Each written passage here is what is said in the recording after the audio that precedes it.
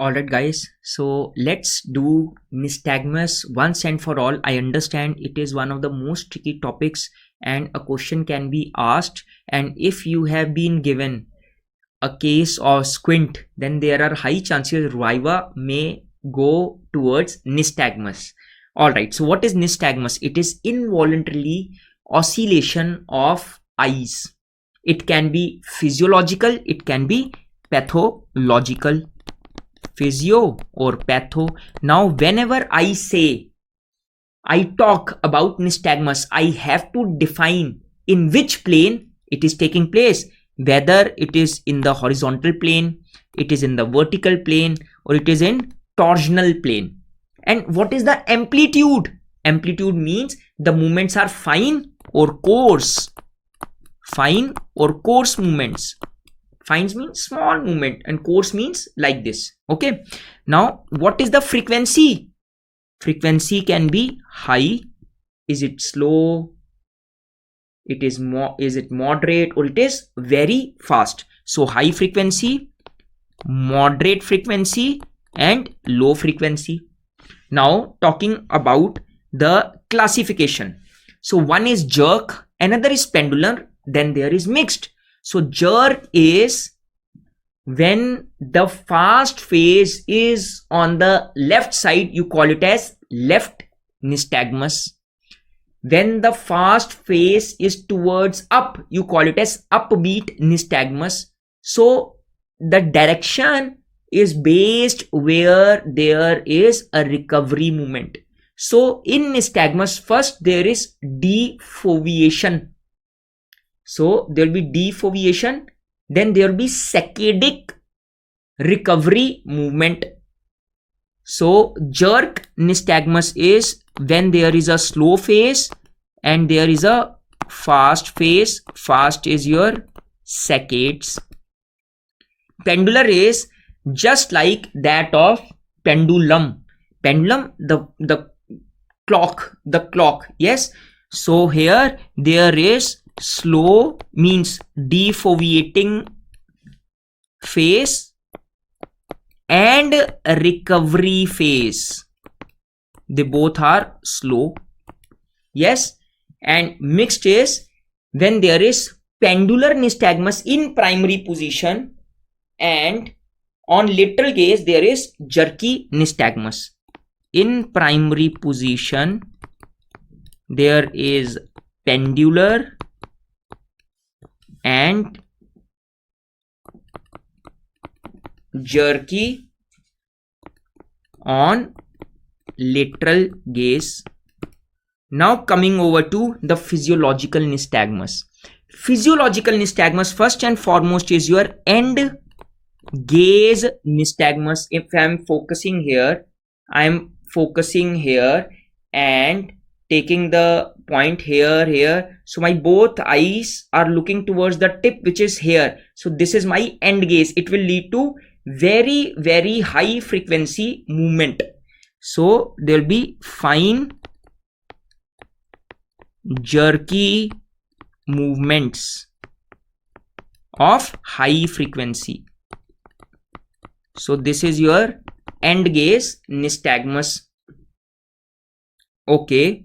And the fast phase will be in the direction of gaze. ठीक है जी.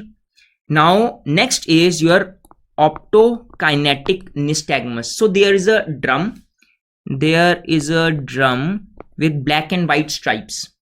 If the drum is rotating, so suppose there is a black line on which I fix my gaze and I am going to follow it, but the drum is rotating, let's say from right to left. So I am following. Now this black stripe has gone backwards. So I am going to shift my gaze onto a new black stripe. So this will be a slow phase and then sudden shifting onto the new black stripe will be saccades. So that is your optokinetic nystagmus. And when I am following that black stripe slowly and steadily, it is propelled by means stimulus parieto, temporo and occipital lobe of the brain. While saccades is via frontal lobe. So the slow movement is by parieto, occipito and temporal part, while the fast movement or saccades, horizontal saccades will be there na, will be from frontal lobe. So the frontal lobe control the rapid or fast movement, which is saccade. I hope it is understandable. Now coming over to pathological nystagmus. Yes, before pathological nystagmus, one thing, that there is vestibular nystagmus as well, which you must have read during your PG preparation times. And in vestibular nystagmus, so if you could recall, if you will put cold water in the ear, cows, there will be opposite side nystagmus. But if you are going to put warm water, there will be same side nystagmus. Yes. And when I say opposite side, that means that the rapid movement will be on the opposite side. Hai na? Okay. Now, that thing you read in your PG preparation time. But right now, you are a resident. So what if you are going to put the cold water in both of your ears? Then there will be slow phase, which will be downwards, and vice versa if you are going to put the warm water. So that actually tells me, suppose you are putting cold water only in the right ear, so it will be like this. Yes, opposite side na, opposite side. If you are going to put the cold water in both the ears, so it will be slow phase downwards. So it will be like upbeat sort of a thing. Yes. So the mnemonic, which is also given in your Kansky's latest edition, that cold slows down. Yes. So that is the mnemonic. So on putting cold water in both the middle ear, both the ears at the same time, it is going to stimulate the vestibules in the middle ear. So it will lead to slow phase, which will be downwards. Now coming on to pathological nystagmus. So pathological nystagmus is when there is some pathology which is involved, let's say labyrinthitis, any middle ear infections or any inflammation. ठीक है जी? Okay. Now coming over to congenital nystagmus, but you may feel, okay, congenital nystagmus may be a nystagmus which is present since birth, but no, my dear friends, congenital nystagmus onset is 2 to 3 months, within 2 to 3 months of birth. It is not present since birth, and the vision is very, very poor in congenital nystagmus. Now there are different types of congenital nystagmus. First is sensory deficit nystagmus, which the name is self-descriptive. There is the sensory stimulus which was not provided. It can be due to congenital cataract, macular hypoplasia, even optic nerve hypoplasia. So these are the causes of sensory deficit nystagmus. ठीक है जी? Leber's congenital amaurosis. So there is sensory deprivation, and also there will be a loss of vision because of associated features. There will be a loss of vision. Now coming over to congenital motor nystagmus. This is also known as efferent nystagmus, while sensory is also known as afferent nystagmus. Afferent nystagmus.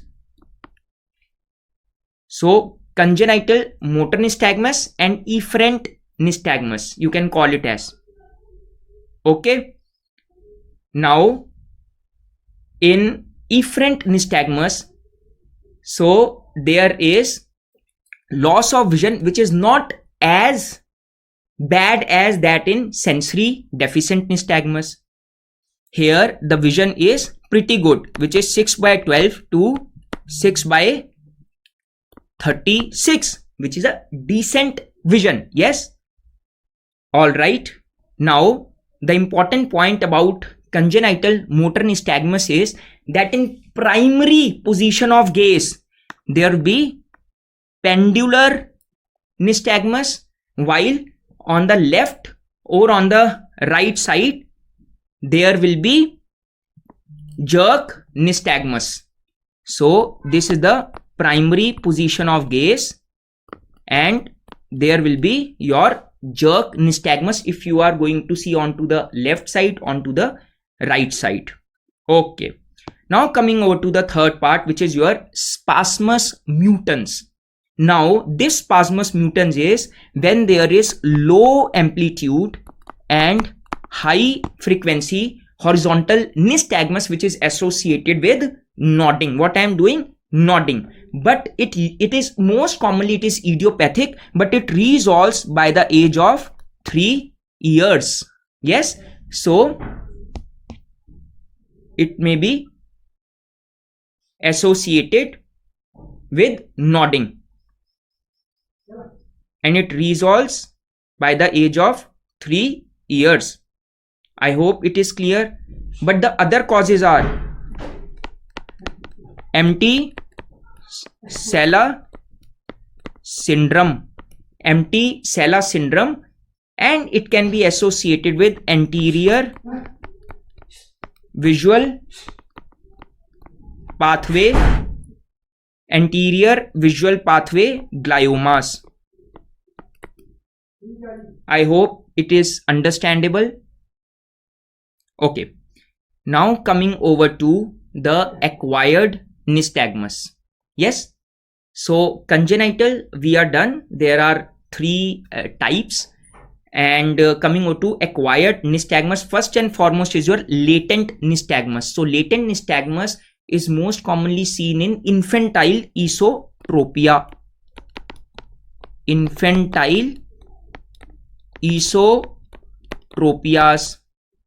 And in latent nystagmus, when both eyes are wide open, there is no nystagmus. But on covering one eye, there will be nystagmus which will be towards the uncovered eye.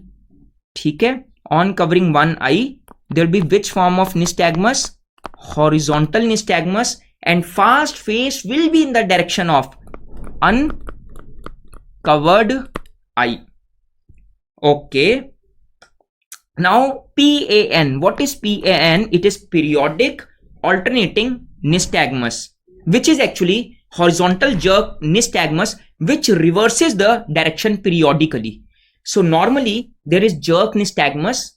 So there is increase in amplitude and frequency. Let's suppose there is left-sided nystagmus. So amplitude and frequency, it will increase, then it will get reversed. First it will slow down. So first it will increase, then it will slow down, and when it will get very slowed down, then there will be some latent period of nearly 4 to 20 seconds. Latent period of 4 to 20 seconds will be there, latent period, in which now this jerk nystagmus will get converted into pendular nystagmus, and then there will be reversal. Now it will be, first it was on the left side, now it will be on the right side. First slow means the movements will be slow and amplitude will be low, and it will increase from low to high amplitude, then slow to high frequency, and then again it will decrease. So this is how it happens. So initially amplitude, I am just filling the blanks, amplitude and frequency of nystagmus increase progressively, and there is a reversal. But in between these, the increase and decrease and then reversal, there will be pendular nystagmus, which is going to happen for 4 to 20 seconds. I hope it is understandable. And the causes are ataxia, telangiectasia, and drugs like phenytoin. Okay. Now coming over to next nystagmus, which is convergence retraction nystagmus. So it is the jerk nystagmus with co-contraction of one muscle, which is your medial rectus. So you will take optokinetic drum so that it is rotating from up to down. So the patient will focus upon a black stripe. So the patient will follow the black stripe. The moment it will go down, and the patient will fix his gaze onto a new black stripe. The moment the patient will look upwards like saccades, there will be contraction of the medial rectus. Yes, so it will cause upward movement. It will cause upward movement, and then there will be contraction of medial rectus. Contraction of MR will be there. I hope so. That means the refixation upward movements will lead to contraction of medial rectus. So because there is contraction of medial rectus, it will lead to retraction of globe. है ना? There will be retraction of globe. It is seen in pinealoma. It is seen in pinealoma and some vascular accidents. Vascular accidents. Now coming over to downbeat nystagmus. Downbeat nystagmus means that, as I told you in the beginning, whenever we say this nystagmus is upbeat or downbeat, it is always based on the quick recovery movement. So downbeat will be slow movement and fast movement, slow movement and fast movement, slow movement and fast movement. So what are the causes? Wernicke encephalopathy.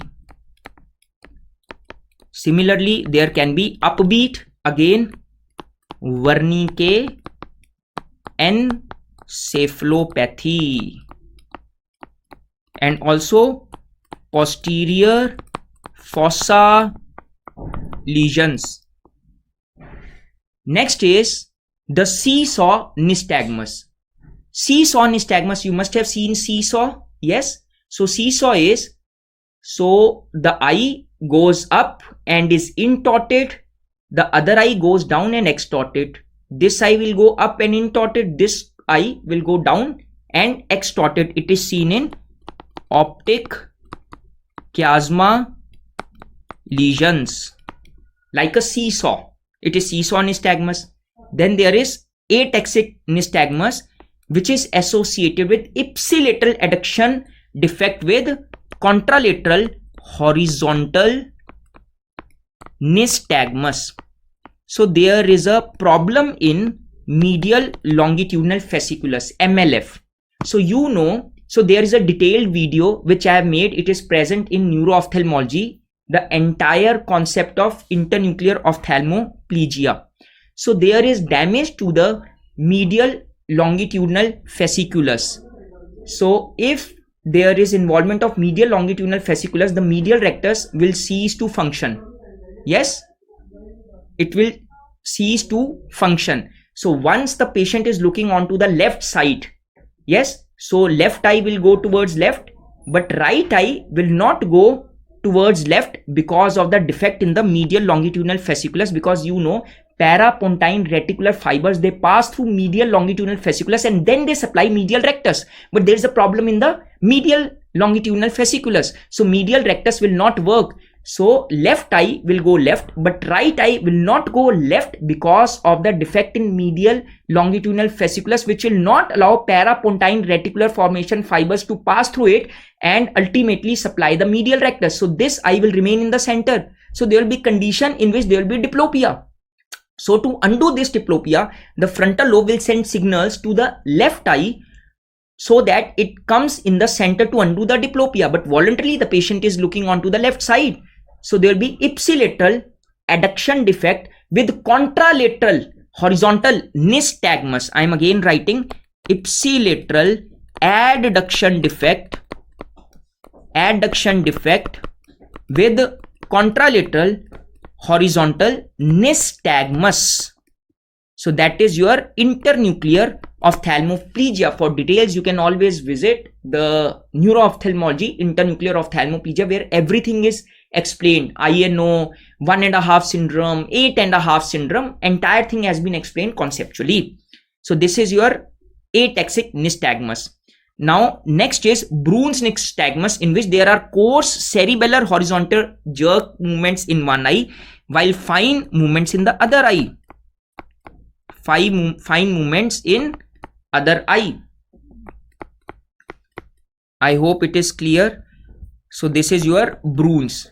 I hope it is clear, and it is caused by cerebellopontine tumors.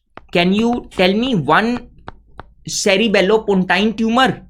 That is your acoustic neuroma. Acoustic neuroma. I hope it is clear. Okay, so the movements which is in the other eye, they are fine and they are high frequency. They are fine and high frequency. Yes, this one to add. Okay, now coming over to the treatment. What treatment are you going to give? First and foremost is you are going to correct amblyopia, and you can give refraction to the patient. Second is you can go on for medical management. How? You can give baclofen and you can go for gabapentin. So these are the drugs. Third is, if there is nystagmus, probably it is due to extraocular muscles which are moving the eyeball here and there. So you will actually cause weakening of the extraocular muscles by botulinum toxin. And lastly, if you want to decrease the strength of extraocular muscles surgically, what surgery are you going to do? Yes, it will be recession. Yes, so this is all about the treatment of nystagmus. I know it is one of the most tricky topics, but now you are very well aware of it. You can get a question on 5 marks or maybe on 10 marks. And if you have been given a case of squint, your viva can easily go towards the nystagmus. And yes, if you have any doubt in understanding anything, you can always get back to me. So this is my contact number, 9814111330. You are most welcome to send me a WhatsApp, and I have also made a resident group for ophthalmology residents, and if you want yourself to be into that group, just send me a WhatsApp and I am going to share a link with you. And yes, let's connect with each other. Best wishes.